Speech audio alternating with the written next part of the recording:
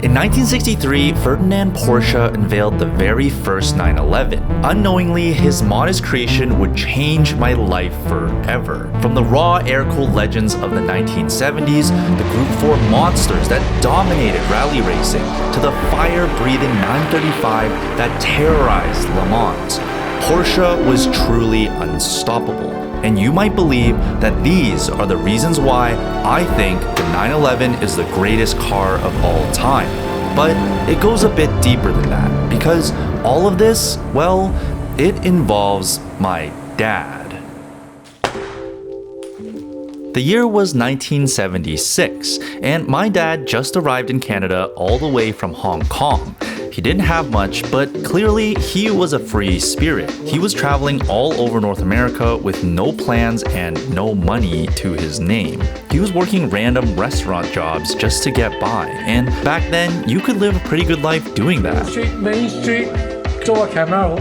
But deep down, he knew he loved two things: taking photos and cars. And during the span of 10 years, by some miracle of sheer will, he was eventually able to combine those things into what many would consider a dream profession.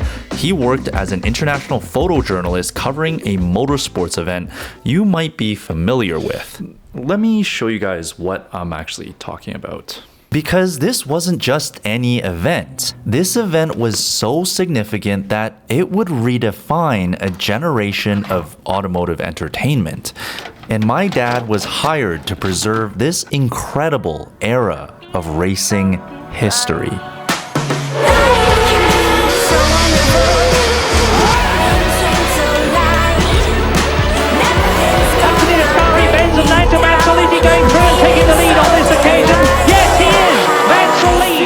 This was Formula One in the late 80s, what many enthusiasts now consider the golden era of Formula One. Cars making over 1,200 horsepower with little to no regards in safety standards. These drivers were cutthroat and fearless. And those standards also applied to media people like my dad. He had full access to areas of the track, access to team pits during the race, photographing only meters away from global motorsport legends like Ayrton Senna. He had access to areas that would now be completely off limits due to safety, inches away from cars driving over 300 kilometers per hour. And because of this, his work was featured on the covers of magazines. Many of these absolutely stunning photos taken on film were published internationally for a magazine located in Hong Kong. And not only that, his basement is full of photos that have never even made it to the public eye. Even his merchandise collection feels like something that should belong in a museum. But it wasn't just Formula One. He covered local events like IMSA and Trans Am and the early days of the Toronto Indy. So because of all of this, you could say my dad knew a thing or two about cool cars. When he finally made some money, he bought a first-generation Golf GTI, which of course he wrote an article on. That's him and my mom. Then it was this EF Civic on Momo wheels. How cool is that? But the car at the top of his list was always the legendary Porsche 911, what he thought was the pinnacle of motorsports engineering well before I was born. His passion for journalism and Porsche even pushed him to write directly to the engineering team in Stuttgart about the newly released 959. Our house was always plastered with the newest 911 catalogs or posters he could get his hands on. So it was only normal that when I was born, I liked cars, and not just any car. It was always the 911. As an impressionable little kid, I wanted to be like my dad, and I wanted a 911 like my dad. It was genuinely all I could think of. Here's me in our family friend's 911 Speedster. As a kid, I wanted to own a 911, and 24 years later, I kept that promise to myself, sold everything I owned, and bought the cheapest 911 I could find, a Project 1974 air-cooled G-body. For the first time, there was now a 911 in the family. But I learned very quickly the realities of buying a project car that was almost 50 years old. The rear quarter paint was peeling from a botched repair job. The interior was disgusting. And worst of all, the rust. As these older 911s sat unwanted, battery acid would leak right over the front torsion rod, causing severe rust issues, and mine was the worst case scenario. There was nothing left of the front end. I spent every cent I had on buying this thing, so if I wanted to fix it, I had to do it myself. I spent a good 2 years rebuilding the car from the ground up. I re-welded the entire front structure to repair the rust. I restored all the hardware, refinished the gas tank. I learned how to rebuild the transmission, reupholster the entire interior. I even learned how to fix the paint. And when I was finished, I daily drove this thing. I had finally built my dream car. But then suddenly, I watched the prices of these cars skyrocket into oblivion, and to be honest, it became less fun. Websites like Bring a Trailer emerged, and the writing was on the wall. The 911 wasn't just a car me and my dad bonded over. Air-cooled 911s were the next hot thing. $210,000 for that. The 911 wasn't just a sports car anymore, but to some, it was speculative art. Even parts became 5 times more expensive compared to when I first got the car. Could I even afford to fix the engine anymore if something happened? The 3.2 Carrera engine in my 911 alone now sells for 25 grand. I bought the whole damn car for less than half of that. As life got busy, I stopped going to car shows with my dad. And well, the Porsche, it just sat there. When I moved to Japan, it sat in the garage for years. But for me, no matter what car I drove, I knew deep down I was a hardcore 911 guy. I mean, I was born into this. So for the first time in nearly 4 years, I'm going to stop letting the price of this car scare me. And not only that, I think it's time to rekindle some of those old memories with my dad. The first thing I needed to do before trying to drive this car again was to change the oil. Since all air-cooled 911s are dry sump engines from factory, they all have 2 drain plugs. Then I installed a fresh filter and filled it up with new oil. I charged up the battery the night before, and after priming the engine, I expected it to start right up. But of course, it's never that simple. I guess that's why most people don't leave their cars sitting for 4 years. It's funny because this car has always started first try.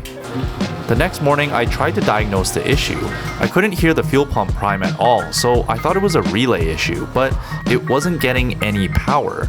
But then I figured it out. There's a little spade connector and I forgot to put it on, and that's literally it.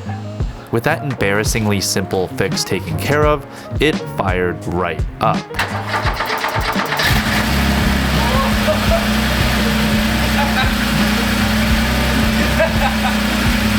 Oh my god!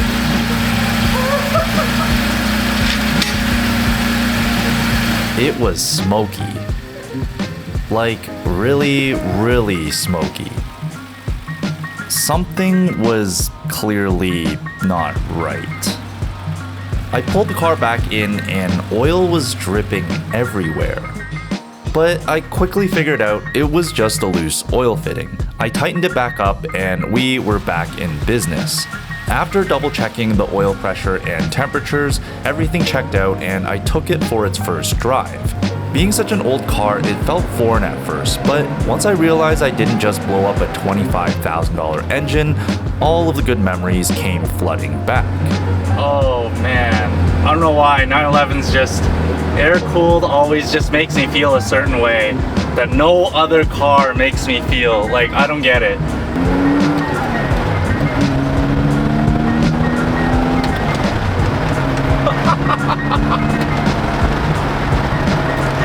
Oh my god, this car is so good! But there was still one person who I wanted to experience this car with, which was my dad. This is forged. 科主㗎？ Yeah. 真係啊？ Yeah. 一件打出嚟㗎 Yeah. ？No, It's made in Germany. really? After we got some food, we headed to our next destination. Although there were no auto shows going on, I found the next best thing. We finally made it. The Porsche dealership.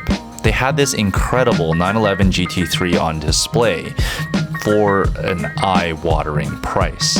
They also had this really cool Cayenne Turbo, which my dad, being a motorsports fan, recognized the OZ wheels immediately. It's BF Goodrich. Yeah, Yeah, BF that's what I Goodrich. found. We also found the section we could afford. This is the cheapest 911 you can get. That one I think is good. And my dad even recognized some of the legendary cars he has photographed before. Yes, that's the one. Yeah. That's the one. Keep the race record faster than the Formula 1 car. Because most have been Formula 1 77. After we realized we couldn't afford anything except the free Porsche branded water, we went to a bakery and got some cake for my mom. And finally, we visited a few of my friends in the area who shoot a lot of film photography. My dad, of course, talked to them about his past career as a photographer.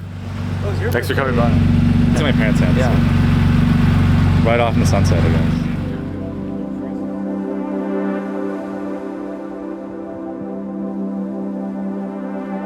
My dad never ended up owning a 911, and he ultimately gave up motorsports journalism just before I was born because, to be honest, at the time, it just didn't pay the bills.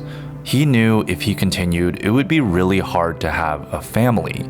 So once me and my sister were born, he made the decision to ultimately give that dream up and started a Chinese restaurant instead for the chance that our family could live a better life.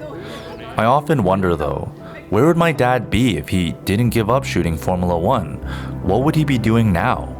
Like all father and son relationships, me and my dad have our differences, but for 33 years of my life, the 911 has always been the topic that somehow brought us closer together. And for that reason, it is why the 911 will always be, at least to me, the greatest car of all time.